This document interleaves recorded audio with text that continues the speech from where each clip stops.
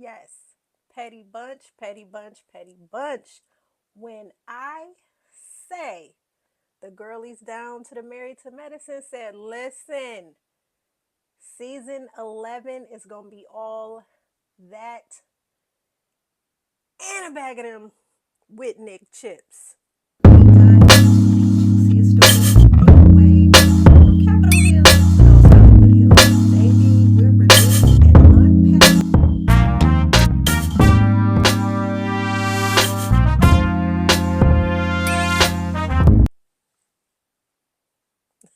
and petty bunch, petty bunch. Come on in, come on in. Yes, it is time to discuss, unpack, and just dissect Married to Medicine season 11, episode 1. Listen, this episode gave us the drama, it gave us the pettiness, it gave us the frenemies. It brought back the heavy hitters like Contessa, who has some unfinished business with Dr. Devilly. Like, listen. And then Sweet Tea, also with the drama with Devilly, Simone, and Quad still going at it. Like, this, listen, if this first episode is any inkling into what we are in for, baby, I'm going to say we are not going to see many lows or many filler episodes this season. I really believe these ladies did not come to play. They're saying, listen, we know what we have given for 10 seasons, and we know at times the show has fallen flat and a little bit stale, but they're just showing us, hey, bravo, we still got it. Andy, we are still worth the coins that you are paying us. Basically, do not cancel or recast our show because we're going to bring the drama. All right, so let's get into it.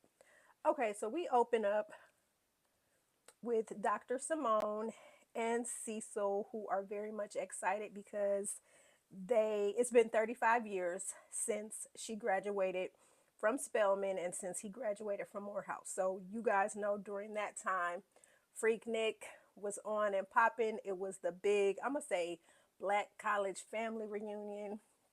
Of course, that happened during spring break. Y'all seen the videos. If y'all have not seen the what is it, the biopic that was on Hulu, then y'all need to check it out so y'all can get a little feel as to what Atlanta was like for just black people in the late 80s, early 90s. When I say it was just chocolate city for about a week, people would flock to the Mecca that is Atlanta, and they would just go kick it, have a good time. Of course, Freaknik, it started off as something innocent, but of course, it just snowballed into just something that just became a worldwide known situation and started bringing in celebrities and just people from all over the United States. Everybody just had to get to Atlanta during spring break because they wanted to get their freak on. You know what I'm saying? They wanted to get their freak on. I, of course, never attended because I was still in middle school, high school. You know what I'm saying? So, no, I did not experience Freaknik. I did see some of them nasty videos. Hey, and some of y'all mamas and daddies was out there, and that's probably where y'all was conceived at. But I digress. It is what it is. Okay, so Simone and Cecil are so excited. They have been talking with their homies from college, from Clark Atlanta, from Spelman, from Morehouse, from, all the colleges that are on that block. They are planning what they have now renamed the Whitnik because the Whitmores are planning the Freaknik. They want to, just bring the nostalgia back so that the youngins, that they hang out with now in their circle can experience what Freaknik was all about. So they are talking about the drinks that they are going to be serving. They said they want to do a sex in the alley because, Freaknik, that's what some of them was doing, having sex in the alley. The Eat My Peach, which we know a lot of peach eating was happening down there. And Wit the shit, that's a play on their name. So as they're talking about getting Freaknik, Whitnik, together, Cecil gets down to the nitty gritty. Like, yo, did you invite the ladies to Whitnik? So, of course, Simone has to play coy and say, I've invited everyone I usually keep in touch with. So, basically, that means she hasn't invited Quad. So, before I go any further, like, I want to just dive in and unpack and rewind season 10 at the reunion where Simone hit Quad below the belt, bringing up, the tragic death of Quad's 3-year-old great niece that drowned in her swimming pool July 2023.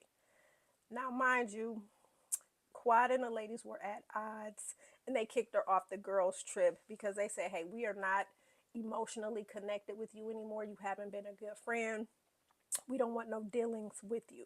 So it's like when Andy, started questioning about the friendship, Simone was basically saying like she was trying to hit at a point, but it's like, yo, you starting to hit below the belt, and you could hear Quad pleading with her like, Simone, please don't go there. Whatever you do, please don't go there. I mean, why would you bring up the fact that this woman had a tragedy, that her 3-year-old great niece died tragically in the pool? So of course Simone, in Simone fashion, she went there and she brought up the baby's tragic death.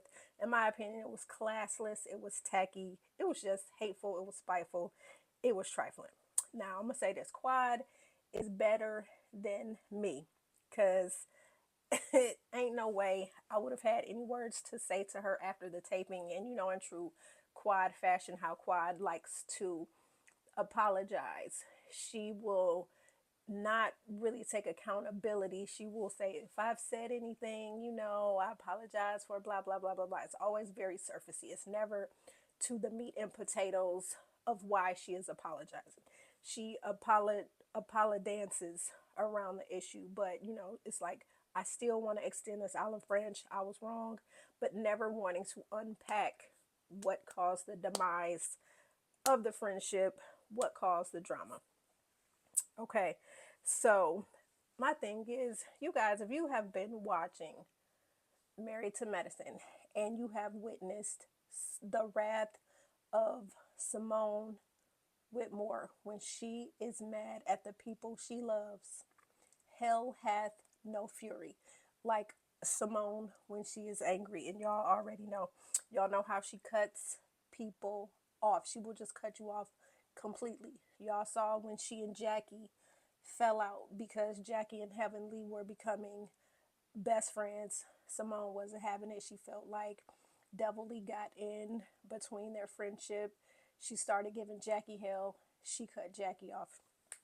She also did the same thing when Cecil and his best friend Tammy got a little too close for comfort. Simone was not having it, and Simone had threatened to divorce Cecil because they had gotten too friendly. She wasn't with it. Okay, so with this whole situation with Quad and the ladies, you already know there was the plot to ice Quad out of the group, which they did. They kicked her off the trip, said again, hey, we are not emotionally connected with you anymore. You have not been a good friend to us. We don't want no dealings with you. Goodbye. Okay. So basically, back to Simone and Cecil, it's just like, hey, why isn't Quad coming to, Whitnik? So Simone is playing coy. I'm inviting the ladies that I keep in touch with. And so Cecil is like, here we go again. What do you mean everyone you keep in touch with? So Simone is like, it's no mystery who I keep in touch with. And so Cecil pretty much just basically cuts through the bullshit and asks, did you invite Quad? Now, the next scene, we are going to cut to Miss Quad's house. Devilly pulls up with some old tired ass floral arrangement. And what was so funny to me was that when she got out of the car with this floral arrangement, the vase that she was holding slips out of her hands and crashes to the ground, shatters into a gajillion pieces. And that to me was very significant of the fraudulent friendship that she has with Quad. So in my mind, I'm like foreshadowing, hey, karma. Everybody knows that you Devilly is not a friend to anyone. Again, Quad, you better than me, because ain't no way I would have allowed Devilly to pull on my street, let alone my driveway, okay? Considering how she participated in that takedown on that trip at that dinner. Like, it was like a whole tag team situation. Jackie was going in, Toya was going in. It was just like Quad had no room to breathe or really speak her piece because they was all pum pum pum pum pum. They was all Quad was catching all kinds of strays and really could not speak her piece because the moment she tried to settle one thing with somebody else, here comes somebody else coming into the mix. So I just find that this is funny that Devilly of all people pulls up on Quad trying to smooth out the friendship and, just waving a white flag. Hey, hey, hey. Because ain't no way, like I said, I would have allowed her to pull on my street. But I get it. We got to play nice for the cameras. We got to play. Andy said, hey, if y'all don't fix it, y'all can go. So I get it.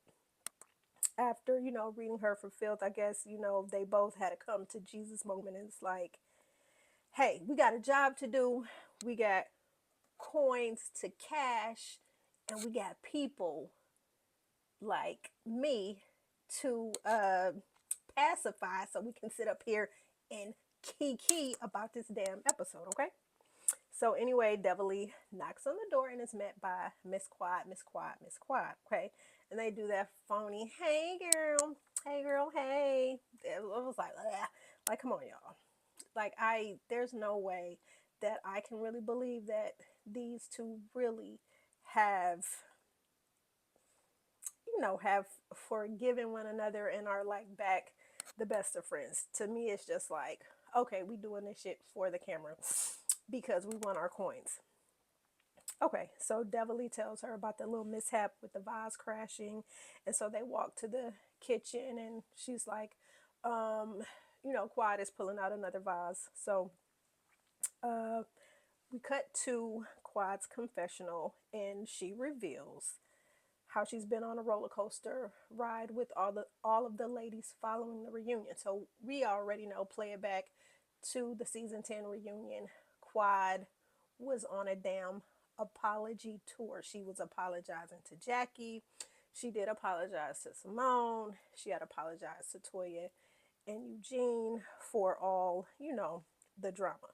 So before I move forward, like, I want to do a quick sidebar here and just say, and I want to know how you guys feel in the comments. Like, I just have to say this. I don't feel sorry for Quad. I really cannot feel sorry for her and how the ladies treated her, because remember, if you guys are OG watchers of Married to Medicine, then you guys already know that Quad pulled this same shit on her ex bestie Mariah Huck, who is the creator and still an EP of this show. You guys know that when the show started, Mariah was one of the original doctor's wives on the show.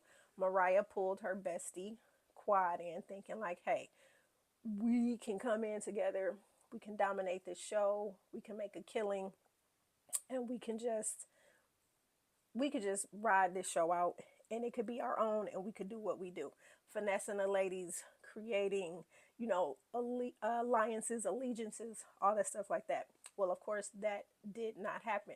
Quad and Mariah became enemies, and so Quad pulled the okey doke on Mariah and basically got the ladies to back her up, and they all iced Mariah out of the show. And now Mariah is no longer on the show. Quad is on the show, and now Quad is wearing the same shoes that she slipped onto Mariah's feet when she pulled this bullshit on her. So it's like, for me, I'm sorry, Quad. It's like karma is a dish best served cold. You are reaping what you have sown. Like we already know, like when you do somebody dirty, the ramifications of what you've done don't always happen, like a minute or two after, a month or two after. It could be years and years and years before you face your karma. And I really feel like Quad has, in fact, faced her karma. So where Quad uh, used Mariah and, basically used her, stepped on her, shitted on her to get a name for herself on this show, to gain her followers and all the stuff like that, Toya has done the same thing in regards to, hey, Quad, because you talked about me, you talked about, me and Eugene's tax issues, you made a mockery of my marriage, of my finances. You've used one of my friends, Anila, who was also on the show. You used Anila against me. We were friends. You used Anila to do your dirty work. And then when remember, Anila and her husband dressed up as some movers, because y'all know Toya and Dr. Eugene are notorious for moving around Atlanta. They want to build their forever home or move into their forever home. Like they've had so many forever homes. But hey, they got the money to do it. They do what they do. So Quad played and preyed on Anila. And remember, Anila's home was broken into. And Quad instigated and put it into the atmosphere that Toya, who was also living in that same neighborhood, could have possibly set Anila up for her home to be broken into. So, again, Quad, you have totally reaped what you have sown. I don't feel sorry for you. So, you being on the outs with the ladies, I'm sorry, I haven't pulled out any tissue. I haven't felt anything. For me, I'm like, hey, game recognized game, and you're getting what you deserve. So, because what she did with Toya wasn't cool, and it's like now, Quad, you are eating humble pie, and you are trying to claw your way back into the group, and in turn, you are using hellishly, devilly as your comeuppance to get back into the lady's good graces. Okay, now let's go back to that apology tour that Jackie and them was looking for. So basically, Quad is like, the ladies have been ghost, and hellishly was the only one that reached out. So hellishly says she basically had a come to Jesus moment. Oh my God. Oh my God. What I did was so wrong. Oh my God. I had a moment to think about the read, how I read you for filth, how we just went in on you, and how I took part and enjoyed every bit of it. I'm sorry. Like, come on now. Anybody that knows hellishly Kimes is not one to apologize and mean it. Hellishly will say an apology so fast your head will spin, and in the next breath she calling you a bitch. So it's like, do you really believe that hellishly is really sorry for the drama and the ignorant ass shit she said and did to get Quiet booted off of that girl's trip and potentially off the show? But of course, Andy was not going to get rid of Quad off, the show. So hellishly is like, yeah, we fucked you over, man. From Jackie putting a battery pack in hellishly's back and saying that Quad is using you, and to Simone saying we don't have an emotional connection with you. We done with yo ass.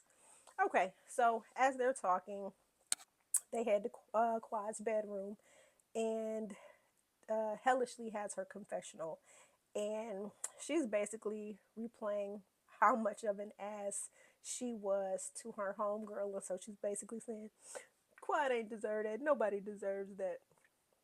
So they're talking more. So, girl, how you been? Uh, Quad, it's been a lot. Y'all know Quad. Quad, why are you on this show? You need to be acting in some movies. Like, okay, maybe after this show, hopefully you have an agent and you take your talents to the silver screen because this right here is a catalyst to get you on the green, get you on the silver screen because y'all know Quad loves some drama. Okay, anytime she can give you the dramatics, the theatrics, the the monologues, the tirades, the she's here for it, and I'm here for it because it is funny. So she says it's been a lot. So hellishly asks her, have you spoken to Simone? So, of course, Quad goes on her monologue about Simone's low blow with her niece drowning. And hellishly is like, girl, sometimes as friends, we do dumb shit and say stuff that ain't right, but we gotta swallow our pride and apologize.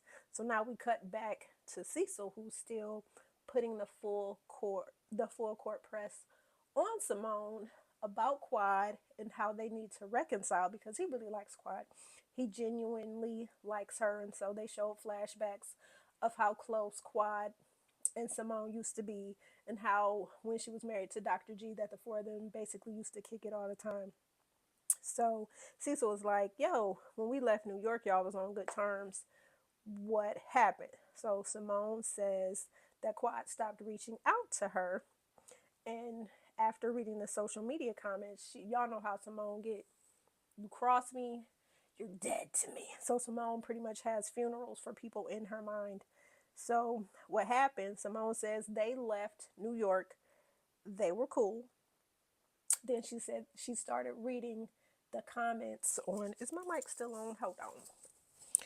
Oh, it is. So she started reading the comments on social media. And so pretty much the people was reading Simone for filth and saying that she was dirty for bringing up the drowning and telling Quad to stop apologizing. So Quad stands are like, yo, Quad, you have apologized. So you are blue in the face. Stop apologizing to these ladies. They don't deserve it. Stop it. Okay.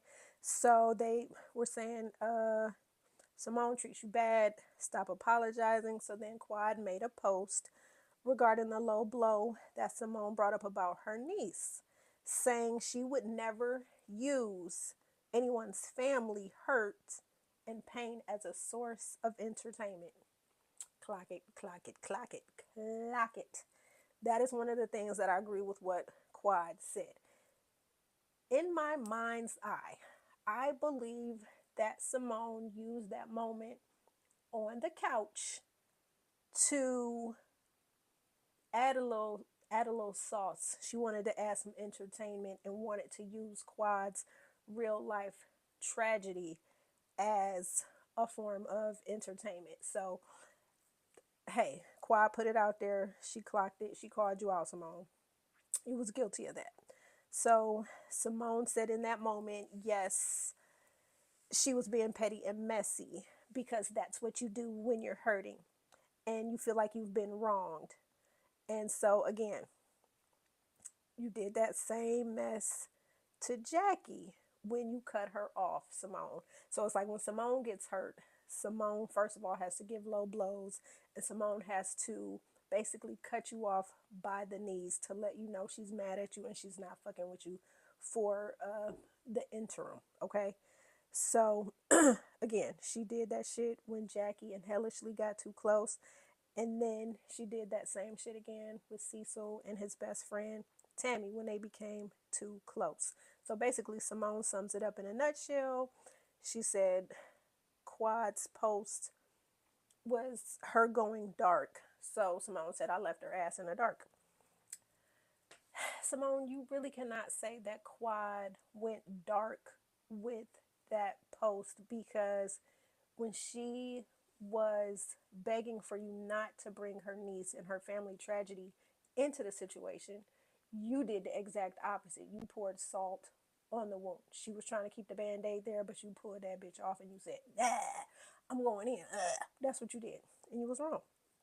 So Cecil posed a good question. He asked her, what's the difference between you falling out over and over with hellishly, but you're able to come to a common ground? He said, why you can't do that with quiet? So Simone came up with some cockamamie ass, lame ass excuse.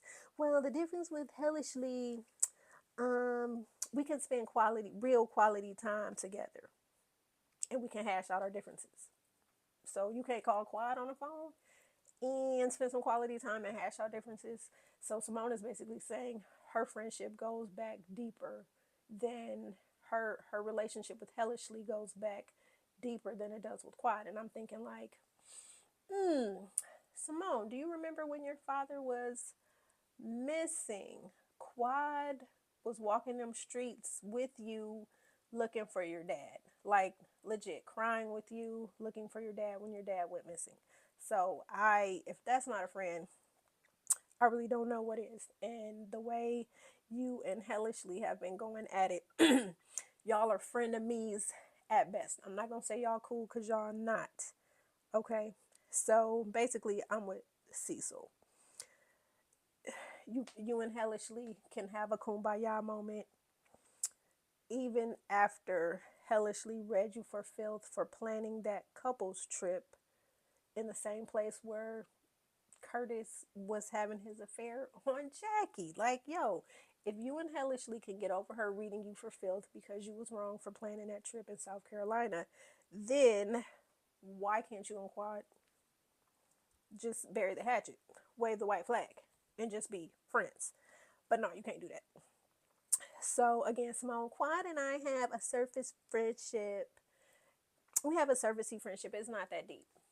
Again, the woman helped you look for your father who was missing. I'm just saying, if my dad is missing and I got friends that's helping me look for him, if we fall out, we're going to have to find our way back because to me, that's a real last friend. So Cecil's basically saying your feelings at this time about Quad, you're having a moment. And Simone is like, no, I'm throwing in the towel on the friendship. And Cecil is like, my wife is going to come around. Okay, now we cut back to hellishly and Quad. And hellishly asks her, have you heard from Simone? And Quad goes, no.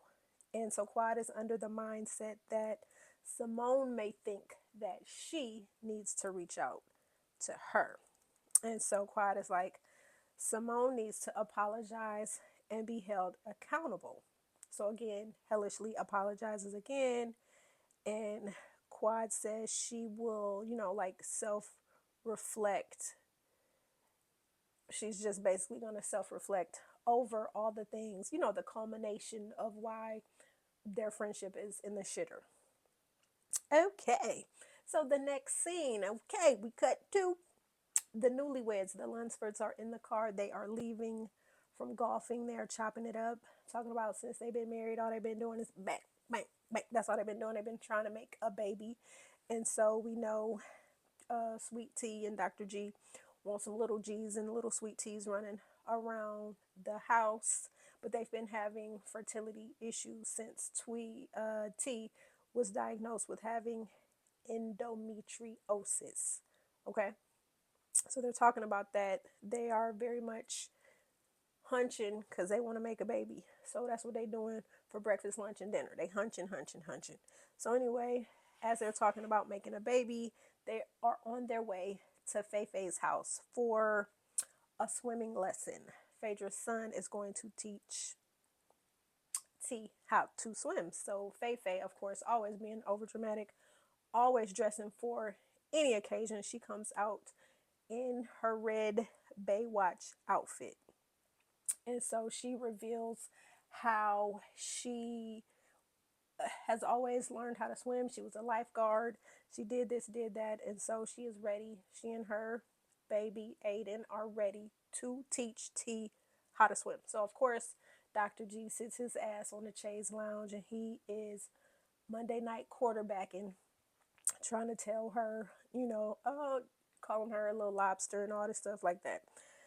While Aiden is trying to teach her how to float, how to, what's that, doggy paddle and all that other stuff. So they're in the pool. Phaedra gets out of the pool, comes out with some snacks, and she joins Dr. G on the chase so they can catch up. So they start kikiing about, so Phaedra is like, clock it, what's tea? What happened between you and Hellishly? What's going on? So Dr. G pretty much talks about how he and Dr. Damon are on the outs because Heavenly's big ass mouth. Y'all already know. Hellishly is the type of person, she can dish it, but she cannot take it. She is always one to try to go low. And then when you drag her ass to hell, she wants to, she's like all bark and no bite. So again, she has been coming for T since T was on the show. Now she is trying to say that T, before, when T hopped into G's DMs initially, that T knew that she was infertile and possibly had endometriosis. Basically, T knew that she couldn't have no babies, but she still lightweight tricked this man into marrying her, and now basically he's stuck with her because she can't have no babies. So then things started getting ugly when they're going back and forth. So they start talking about each other's practices. Um, Hellishly calls Dr. G controlling, and she basically calls him an abuser and starts talking about his practice. Now, mind you, Dr. G is a therapist. So for him, he's like, when you start fucking with my coins, we gonna have excuse me. When you start fucking with my coins, we gonna have a serious issue. So again, T was saying things about Heavenly, but again, Heavenly started it. So it's like, hey, if you start with me, I'm gonna finish with you, and you cannot tell me how to feel or how to respond or saying, oh, that's below the belt and all this stuff.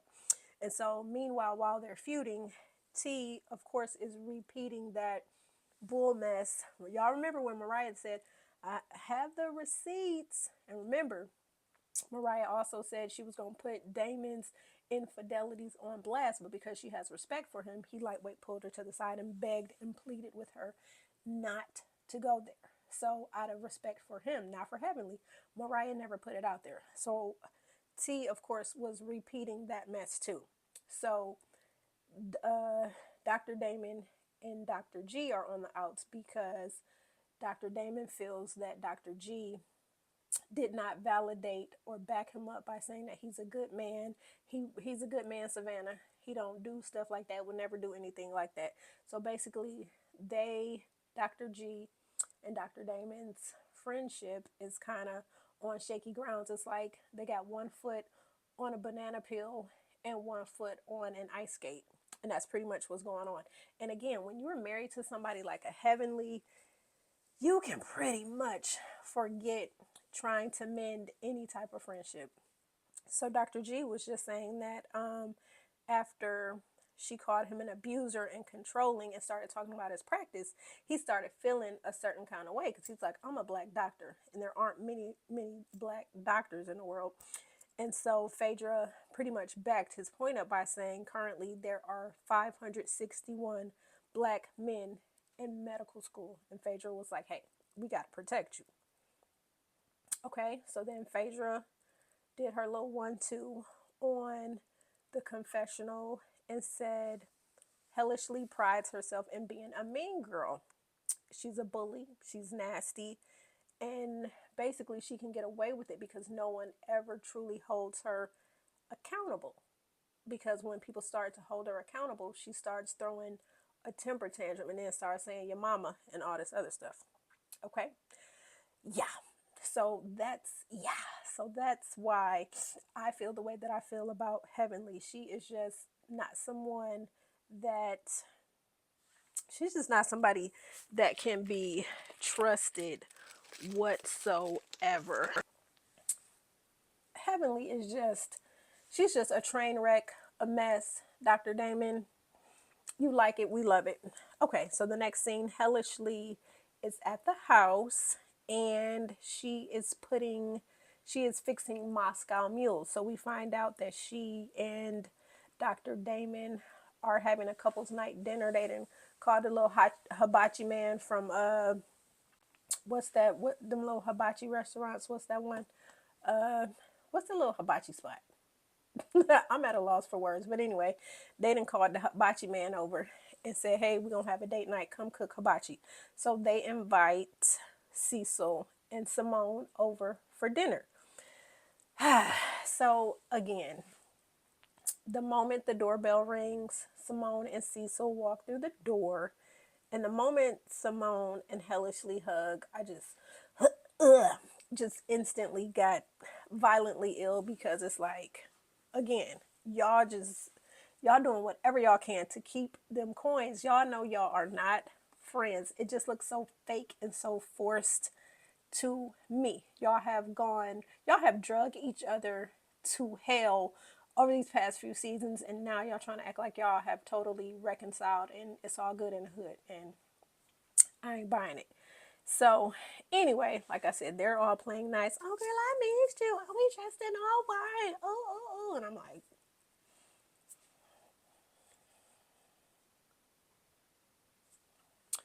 anyway, so they go out to the gross.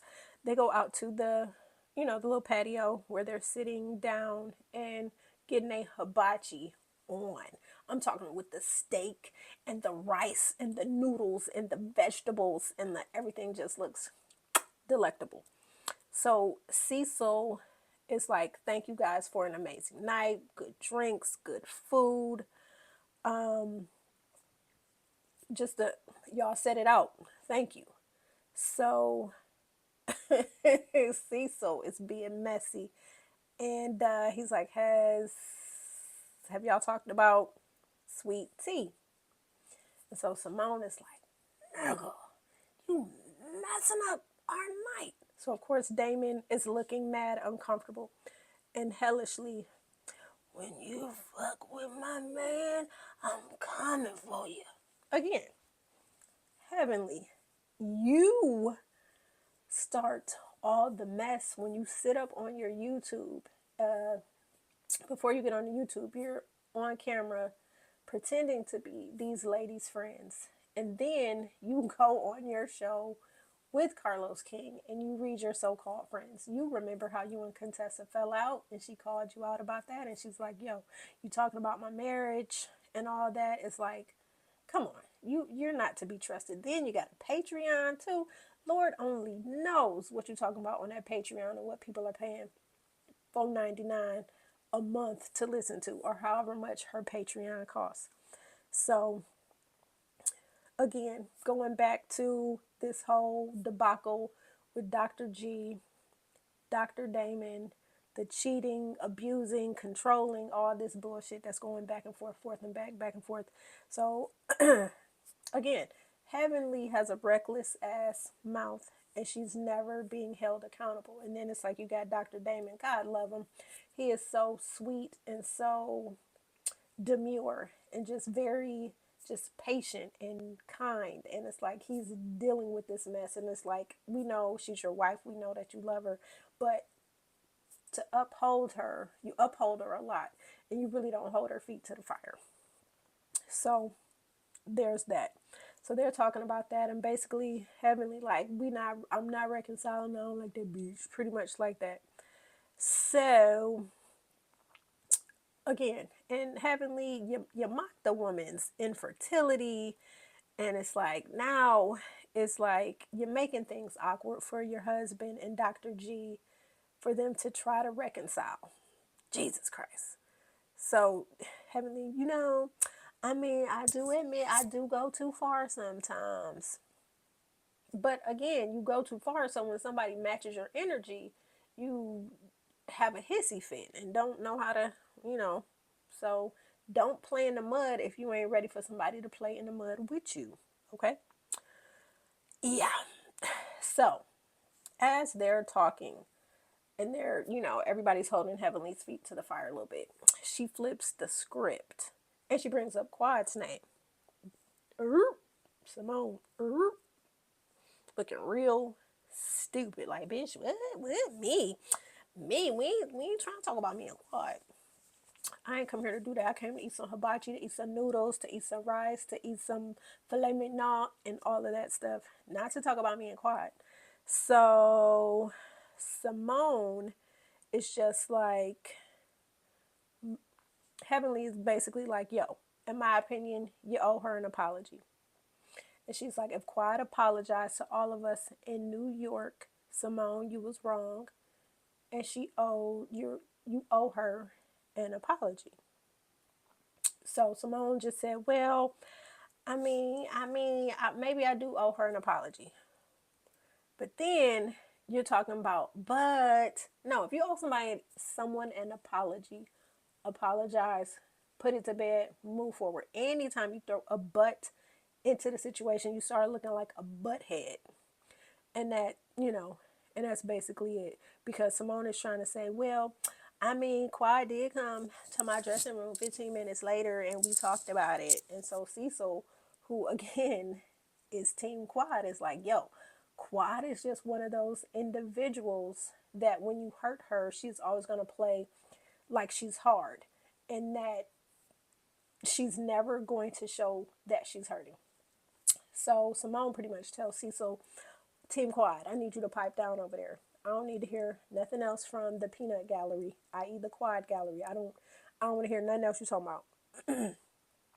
Okay, so Cecil basically like, she's a boss bitch.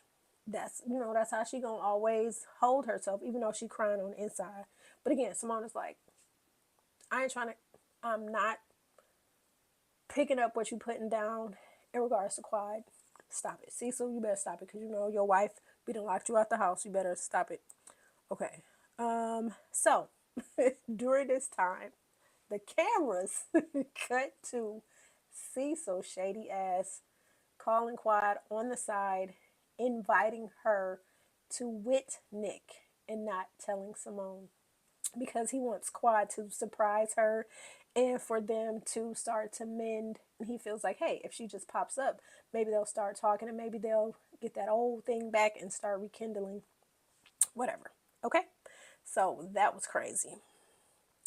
Okay. So everybody's like, Simone, you need to move on. And Simone is like, no, y'all need to go on with that bullshit. She ain't moving forward. So anyway, it's the night of Whitnik and everybody's getting excited. We are thrown back into the late 80s, early 90s. Simone and Cecil have set it out. The driveway has the Whitnik huge letters and they get the light shining. So as the night falls, the lights will project more onto the letters. So everybody's getting ready for Whitnik. Simone and Cecil are there. They're trying to malt liquor, the 40s, all of that stuff. So they just got everything is just looking cool. They got chips with the Whitnik name on it, Whitnik Street, Whitnik, just everything damn Whitnik, okay? And everybody's dressed like it's the early 90s and they're dressed to the nines. Toya and Feifei are getting ready together and Feifei is like, yo, I'm gonna put on some booty shorts and a wife beater. Toya is saying what she's saying. Then we cut to Dr. Jackie and hellishly puts on a Baps wig. I ain't seen no Baps wig at Freaknik, so I don't know. Heavenly was crazy for that.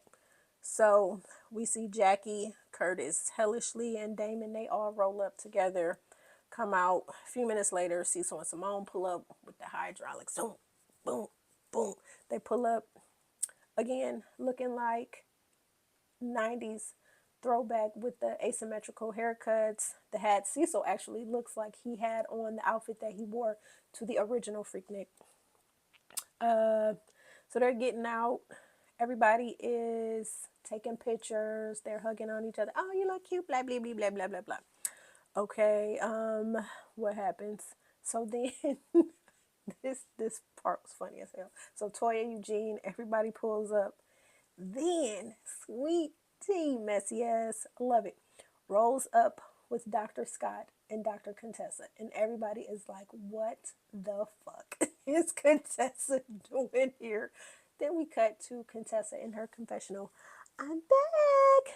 Did you miss me? And I'm like, yes. So we already know that's setting the scene for the drama that is between Contessa and Hellishly and Sweet Tea and Hellishly. So then Hellishly says something like, oh, they're going to try to whip my ass, da da da da da. And will, and I hope they do, literally.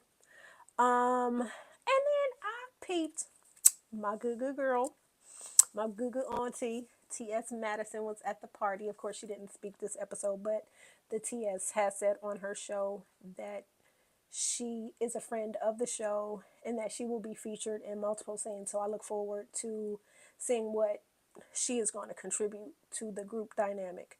Okay, so Dr.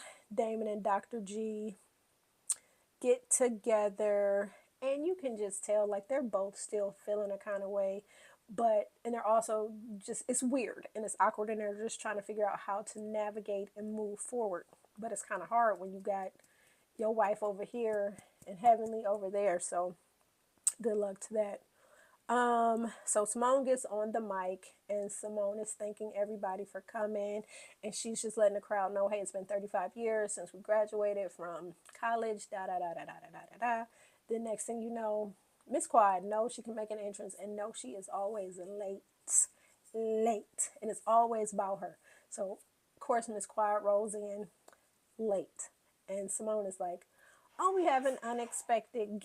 And when she sees Quad get out of the car, everybody's looking like, oh shit. Then they're like, what is she doing here uninvited? So Miss Quad, so Simone looks to Cecil. They cut to their confessional, and Cecil's like, I'm a fixer, and Simone is like, no, you're not. So let's see. Oh, so Simone is really annoyed by her friend group because she finds out that Jackie has forgiven Quad, that they're now on good terms. Toya and Quad are now back on good terms. Hellishly and Quad are now back on good terms.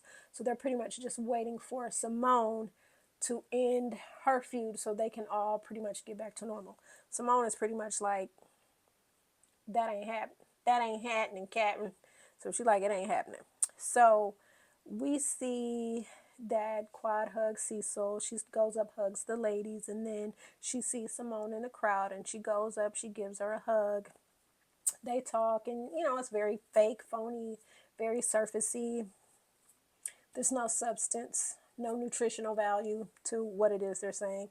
So Toya pulls her aside, and Simone is like, girl, I had too many margaritas. I do not want to have a conversation with her.